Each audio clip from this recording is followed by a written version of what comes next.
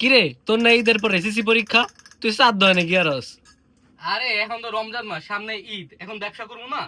আমি তো কামব্যাক দিব ঈদের পরে। এখন তো ঈদ মজা করবো, ঈদের পরে যেহেতু কামব্যাক দিব, সিস্টেম তো আমি করে রাখছি। কি সিস্টেম? আরে হালকেনস্টাইনে তো এখন রমজানের অফার দিতেছে। রমাদান 25 কুপন ইউজ করছি, আমি 25% হচ্ছে তো ডিসকাউন্ট পেয়ে গেছি। এখন যেহেতু পড়ালেখা হবে না, কিন্তু ঈদের পরে তো আর আমার অফার থাকতেছে না, তাই এখন আমি কি করছি, অফারে কোর্সে এনরোল হয়ে আছি। ঈদের পরে ব্যবসা বাণিজ্য গুটে তারপরে লেখাপড়া শুরু করবো।